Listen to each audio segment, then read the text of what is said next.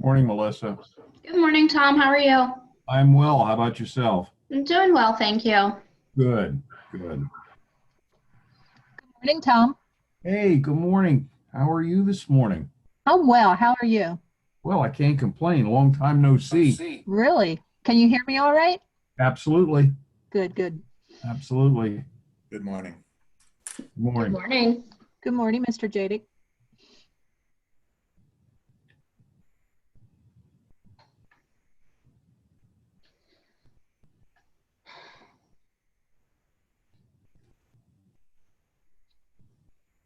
Melissa, we're good with all five 2019 reports now?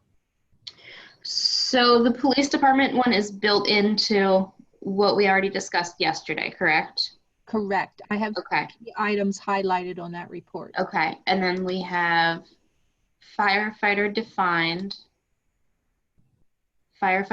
contribution pension plan, Okay, and non-uniform defined benefit pension, non-uniform defined contribution.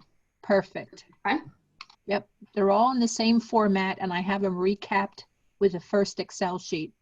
So I think I'll just focus on what's highlighted in the police report. Okay. Good, good. Yeah. Thank you.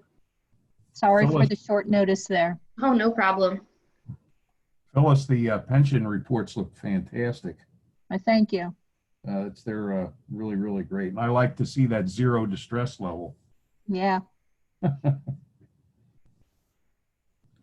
We're doing a whole lot better than a lot of other people. Yeah, and Ron indicated that August adds to that. Really, Yeah, really, that's fantastic. That's fantastic. John Gallen should be smiling over that one. I see his smiling face this morning. Good morning. Morning, John. good morning, John. Hey, Lost morning, the beard. Keith. Morning. I lost the beard. Oh, Gillette back to work, are they? Yeah, exactly. Yeah, you look good, John. Thank you, Tom. You're welcome.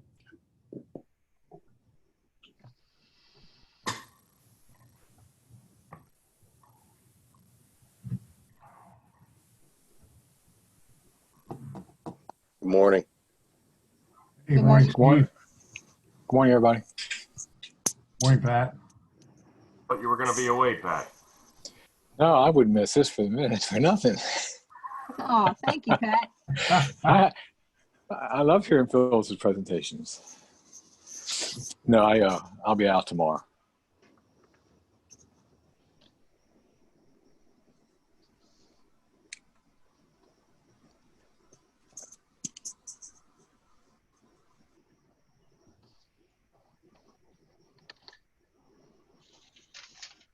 Good morning, everyone. Morning, Bill. Morning.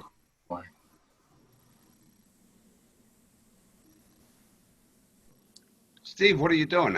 Replacing your door?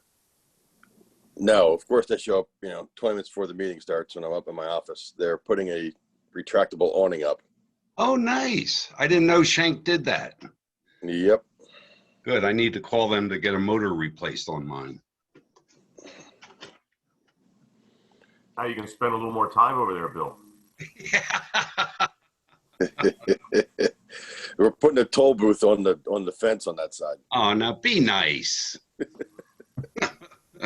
First it was that you were putting a moat in over there with alligators. Yeah. Well, the alligators weren't approved. Oh.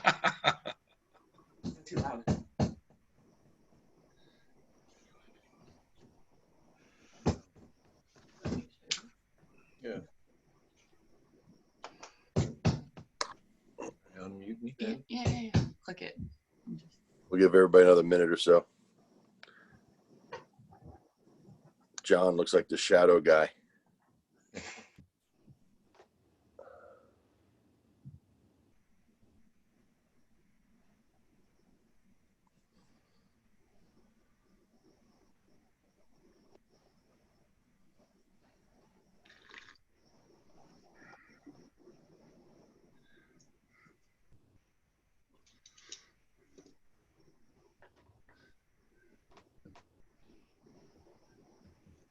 Hey, Keith, do you remember Keith Ebert? I remember Dan Ebert. Or excuse me, I'm sorry, Tim. Yeah, Tim Ebert. Yeah, he worked for Dave Giles. Yeah, he fell over of a heart attack at a car dealership the other day. Really? Yeah. I mean, is he alive or? No, he's gone. Yeah. Yeah, That's he's sticker probably shock. our age, I would think. Yeah. He's older, I think. I was just with him last Tuesday night for a YR board meeting. He was fine and chipper, and My ex-father-in-law worked for his father at Lutheran Brotherhood Insurance. oh, okay. So you were in the insurance business in some way at one point. My ex-father-in-law. All right, it's 8 o'clock while I call the meeting to order. I believe everybody's on that needs to be on. Is that a fair statement? Okay. Do we have any public comment? No, not much. I'm just curious to hear about the numbers for the pool. I'll wait for, I assume we have them. For the pool, the costs for the pool. Sure. That's it. No, thank you. I don't know if you'll have it in this meeting or if you'll have it in the rec board meeting, but you'll have it in one of these meetings. So, okay. Okay. Pensions, Phyllis. Right, lots of pension information this meeting. Ron Bittner and Barry Keck from Girard Pension Services last attended a finance meeting in March. At that meeting, they reported the 2019 results, and they indicated that the GASB 68 reports would be available shortly. Those reports are needed by the auditors, by Herbine, in order to include required disclosures in the audited financial statements. And although the information was timely supplied to the auditors, and they appear in the audited financial statements, specifically in Note 5 and in the other information section, the actual report distribution was delayed to later in June. The Girard offices went remote like most professional offices did. The information became available after we met in June and discussed the second quarter contributions. So I thought as we were getting ready to discuss the third quarter contributions, now would be a good time to review those reports. Although the information is all old at this time because it's 2019 reports, Girard recommends that the committee document its monitoring of the pension plans by formally accepting the statements. 5 statements are issued. There's one for the police plan, and there are 2 each for the non-uniform and the fire plans because they each have 2 components, defined contribution and the defined benefit. So 5 reports in total. What Melissa has displayed now is the police report. The other reports are also available for display, but I've highlighted some key items in the police report if we could review that now. So each, Melissa, could you just back up one slide? Yeah. Each report contains an opening statement which expresses the scope of the report and references the standards that have been established by the Commonwealth Auditor General's Office. Okay, now if you could go on to the next page. The next page is a statement of net position, and it basically just recaps the investments that are held. All the borough's assets are held in mutual funds, and you can see the mix there, and reports the final asset total for the police plan at 17 million. And if you can go on to the next one. The next statement just rolls forward the beginning asset value, adds the contributions that have been made by the state, by the borough, and by members, adds investment income, deducts the pension payments that have been made and the fees, and arrives at the same ending balance of 17 million. The balance of the financial statement is narrative. It's the notes to the financial statements, as well as a bunch of required disclosures. If you could roll forward, Melissa, just one page. All right. Most of the pages are the plan description. It will tell you the total number of members for each plan, the eligibility requirements. The plan description continues on to page 5 and includes statements of policies for accounting practices, valuation, and investment allocation. Page 7, if you could scroll there, reports the asset allocation. So there are ranges that have been set by the committee, and Gerard strives to stay within those ranges. The most notable information is contained on page 11, where the funding ratios are reported. You can see the funding ratio, and this has already been reported, for the police plan at the end of 2019 was 95%. And you could see where the actuarial assumptions have been adjusted and the rate of return had been dropped to 7.5%. So the same information is available for each of the 5 statements. I don't know, Steve, if you want to review each one of them. I just kind of highlighted the police one as an example. Yeah, I don't know if because this is sort of old news. I don't know that we need to review all of them. Okay, I recapped everything on the next Excel sheet. Yeah, exactly. So why don't we go ahead to that one? All right. Yeah, keep going, Melissa, down to my first Excel sheet. There we go. Previously reported that at the end of 2019, the combined funding ratio was up to 95%, and the distress level was restored to 0. Gerard has provided an estimate as of July 31st, and throughout the volatile market, we went into the positive and are now back at 91.7% on a combined basis, and therefore still at 0. Ron reports that the August results further strengthens that position. Okay. There's some good news.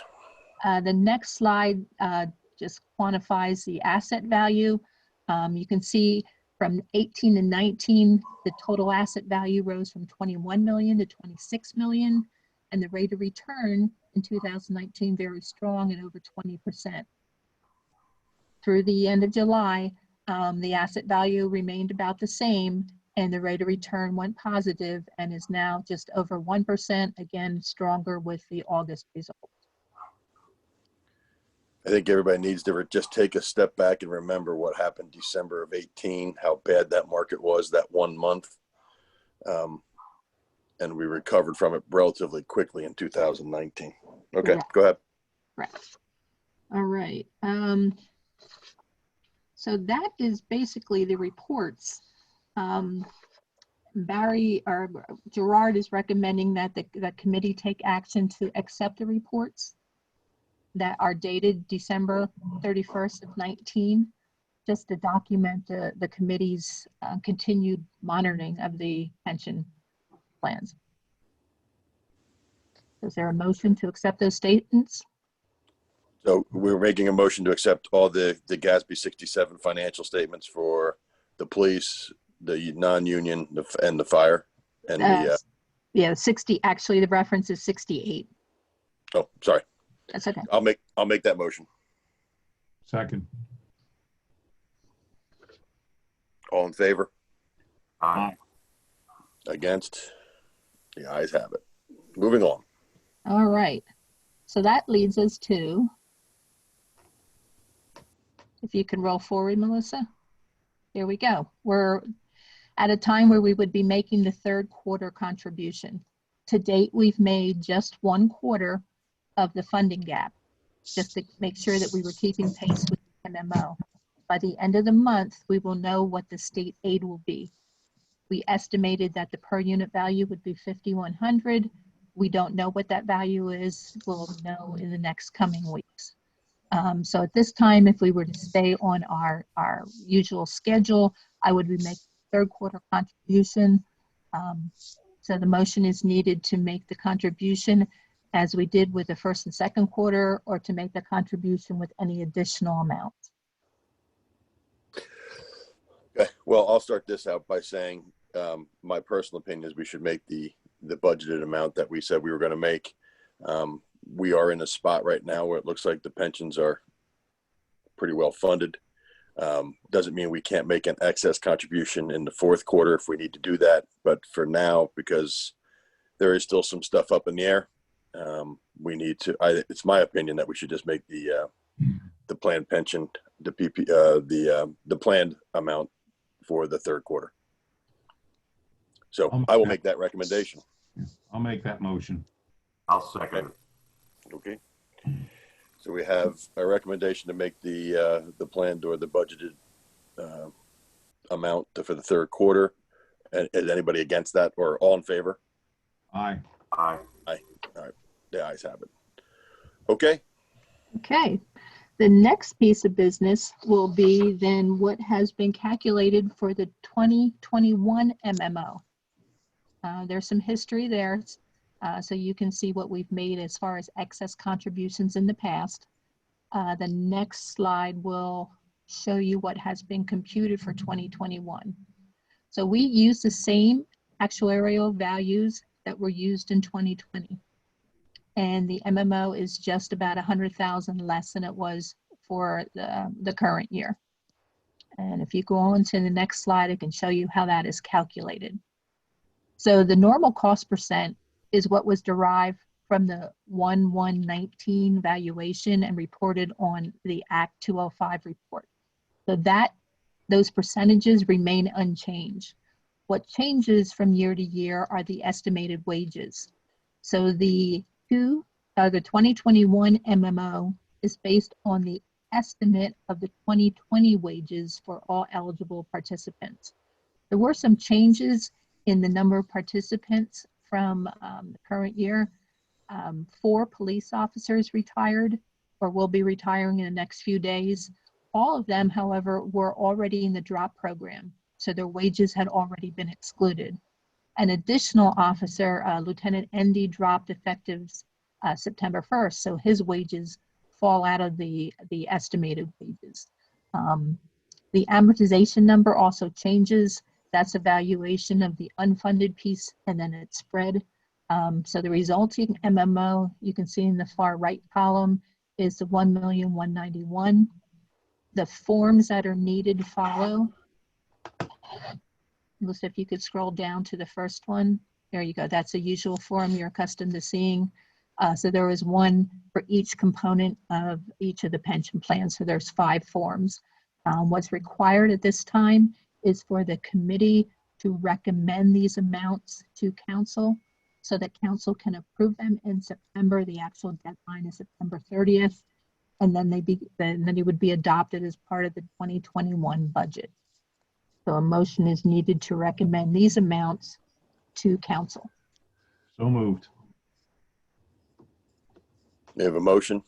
Anybody want to second it? Second. Second. All in favor? Aye. Aye. Aye. Opposed? Okay, the ayes have it.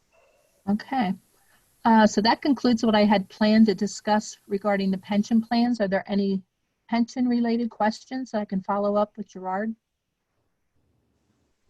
So the minimums are is that what you're actually going to put in for the budget for 2021, or are we just gonna Exactly, look at it and to the decide? dollar, yes. Okay.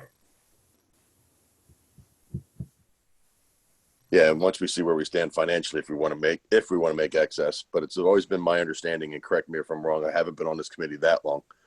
We don't want to get to the point where we are funded at 95, 97, 98%, because that could affect our state aid. Is that a fair statement?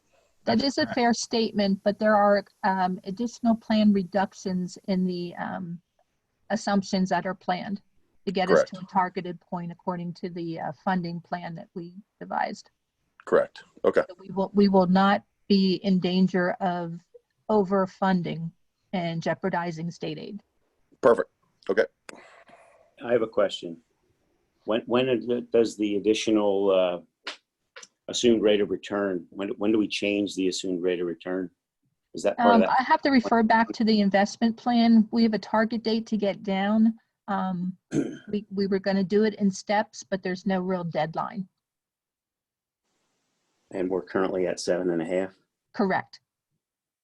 What's our target? think our target was 7, if I remember correctly. I believe you're correct, Steve. I'd have to pull the actual funding plan resolution. Okay. Any other questions? All right, Phyllis, moving on. Moving on to review August results. Cash balances at the end of August totaled $9,589,000. That's just $85,000 less than July. Approximately $2 million more than year end, but $1.9 million less than the same time last year. For the reason that we continue to hold the E1 refund. That will actually go away when we review September results because the disbursement to GLIC was made in September of 2019. So the 1.9 is a combination of the refund that was held and the fact that most of our infrastructure disbursements for 2019 occurred after the August date. Interest rates remain unchanged. Okay. All right. When we look at the fund balance at the end of August, we are still just over 10 million. August reduced the year-to-date surplus by 284,000.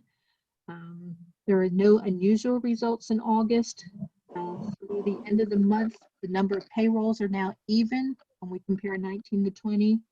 And we'll review the key revenue variances on the next item.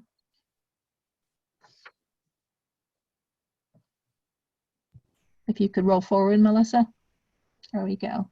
So when we compare August of 20 to 19, revenues continue to lag by a total of 488,000.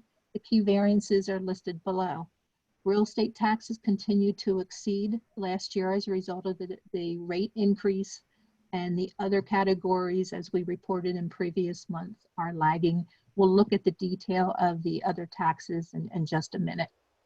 Expenses, when compared to last year, are actually 200,000 less, and when restated without the fire apparatus refund, are actually 1.2 million less. That restatement will go away, as I stated, in September when the disbursement was actually made in 2019. So if we could go on, we can look at all our key revenue items. So real estate taxes continue to outpace last year as a result of the tax increase. The tax collector reports that there's an additional 321,000 to collect, 21 bills. And just keep in mind that the extended due date will expire at the end of September. So we should see an influx, a small influx. I mean, there's not a lot out there to collect by the end of September. After that time, then we would be collecting penalties. Okay. All right. I have not received any additional reassessments through August. However, I have been informed of 14 hearings that will be occurring in the next 2 weeks. There are 9 residential properties under review and 5 commercial properties. All 5 commercial properties are actually along Woodland Road. The office complex where Long and Foster is located, Longhorn Steakhouse, AC Moore, Old Navy, and Raymore and Flanagan are all on the agenda in the next couple weeks. I don't see anything good coming from those meetings. Are all those properties owned by the new owner of the mall? No, They are I don't not. believe so. No. Okay. Raymore and Flanagan and Old Navy are in Woodmill Commons. They're actually condos, so they're owned by those entities themselves. Longhorn Steakhouse is owned by the new owner of the mall. Okay. Michelle, didn't you say that you thought there were some new businesses going in at least 2 of those properties in the near future? At Berkshire Mall West. Oh, well, that was the AC Moore and the. Yes. They're supposed to be coming in with a land development plan sometime in the near future. They're going to hopefully put a tenant in where H.H. Gregg and Old Country Buffet were. Okay. When you say that, you mean Joe Nasty? Allied Properties, yes. Right. Okay. Okay, the next slide just takes the gross real estate tax and nets it against the discounts, adds penalties, offset by the road tax no longer collected.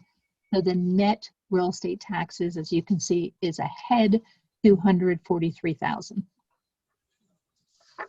Okay. Moving on to mercantile tax, an unexpected receipt from the Wilson School District made up quite a bit of ground. So if we look at the 4-month period of May through August of 19 compared to 20, we were actually ahead 56,000. So we did make up quite a bit of ground. So of the budgeted 1.2 million, we are only 148 short of that. Very little is expected in the fourth quarter, but a much better situation than we initially anticipated. Great. That's good news. Good news. All right. Real estate transfer tax is interesting. We did not receive in August what was collected in July. So I did contact the recorder of deeds office. I spoke to Mary Kozak, and she explained they had an unexpected staff departure, and the remaining staff didn't know how to do that job. So we have not yet received July or August. They would both be pending. I will let you know as soon as I know. Because we were watching that thinking the Berkshire Mall distribution would be in there, and then later learned that that property was exempt. So I don't have any information to report. I'll let you know as soon as I get it. Must be nice just not to do it. Yeah. I guess, a lot of government offices have small staff. So when one key person leaves, they're not well cross-trained. Okay. All right. At the end of August, our EIT tax was behind just 82,000. Yesterday, I received the September distribution of what was collected in August. That was a nice, healthy 478,000. So we are now just 53,000 behind where we were same time last year. The big hit then will come in December, and that will be the determining factor. So we are short of budget, 647,000. We will make up most of that, but not all of that. Interesting to see that the September results versus 19 are actually up. Yep. Okay. All right. Local services tax. As Berks CIT had anticipated, the August distribution, you can see current year of 111 compared to last year of 134. That's a result of just individual bodies, and collecting that $1 per week. And they did anticipate a reduction, and it did materialize. So through the end of the year, we can probably estimate a deficit there of between 30,000 and 50,000. Okay. All right. We go on to look at the capital projects. Of course, there was no new projects put on the slate for 2020. The only expenditure of a capital nature was a small invoice paid to Cowder. So our capital expenditures still total 92,000. All right. And Yep. lastly, when we compare to our revised spending plan, you can see that the only thing that occurred in August was the receipt of one of the two reimbursement requests that I submitted for the Green Light Road program. That took over 2 months to be processed. If that's any indication of the turnaround time, there's still another one pending. And if we go on to the last slide, the Woodland vow arrived and was paid for. We had budgeted that at 20,000, and it actually only cost 9,800. The sewer work that was approved last month, the bid documents were already prepared. and the opening will occur, I believe, next week sometime. And then we'll go to the September Infrastructure Committee for approval. What was that like? Not to exceed 200,000? Is that what it was? Correct. Yes. Well, we don't have that number yet until the bids are opened. Steve, can I make one statement for you? Sure. Yeah, we received further information back along when we first started out and first developed this list. As you see at the top of the page for 2020 library boiler electrical, we budgeted $40,000 for that. And because it's an ongoing situation trying to do what we could do to get things fixed, we've, through maintenance and so forth, we looked at the initial thing we need to do as far as repair the boiler, and that would be repairing the boiler tubes. That expenditure is $8,132, well below the $40,000. Phyllis, correct me if I'm not wrong, the $40,000 is not included in the hold. Am I correct on that, or is that included? No, that you're correct. We were doing what was needed to keep things going. We did not invest in any new equipment.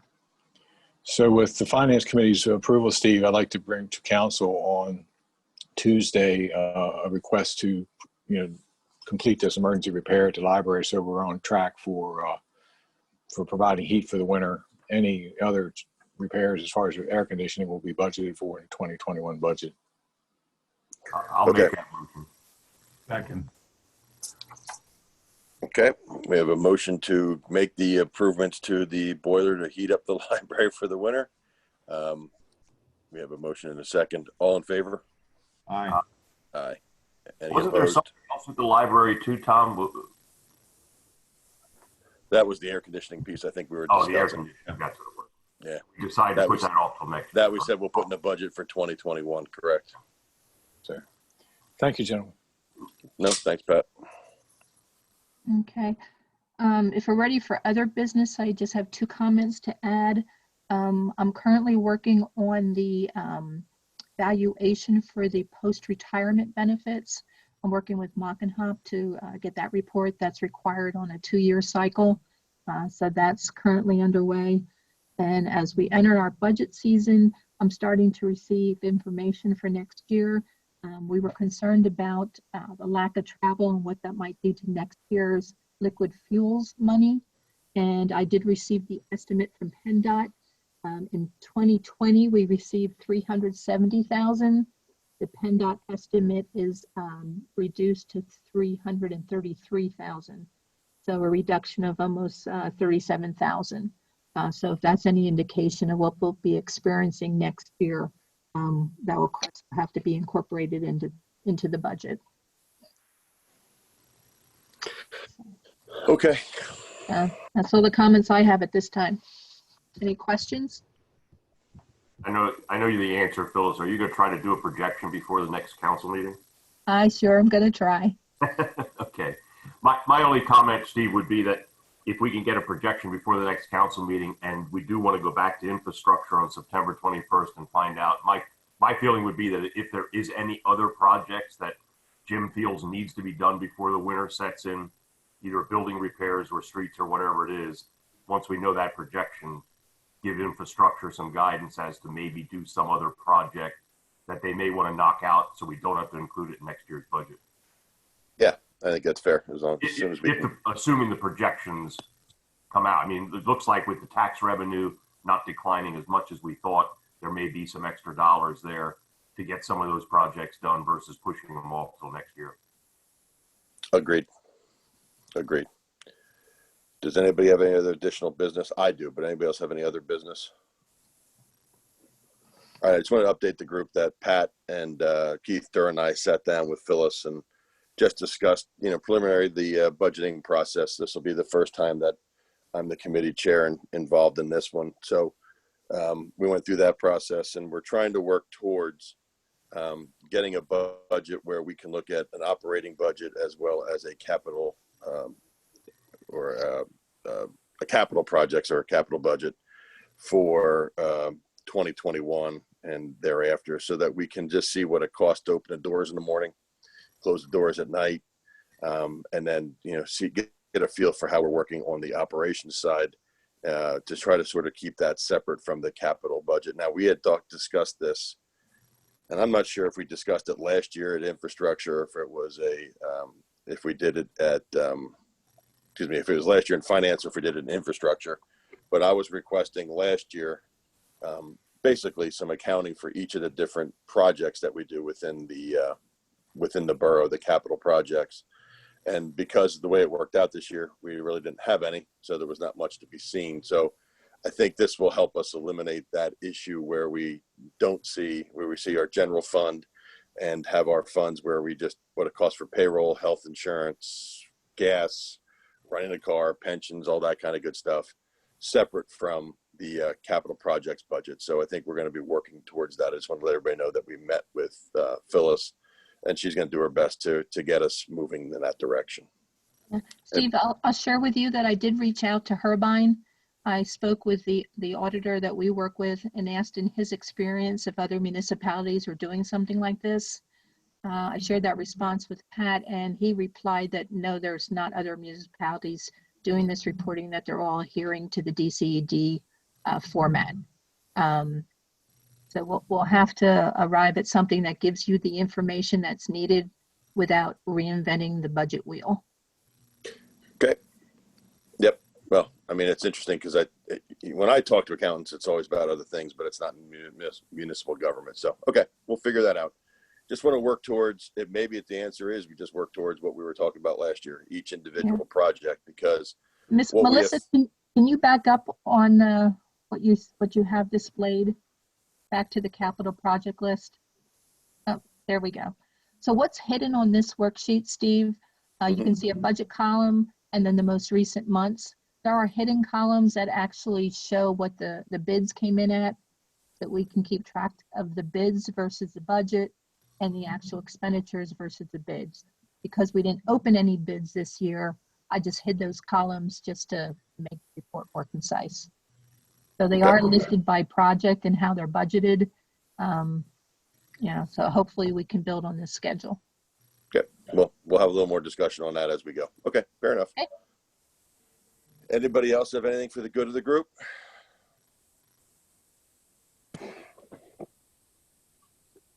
Okay, hearing none, we'll have the meeting adjourned. All right, thank you. Thank you. Bye-bye.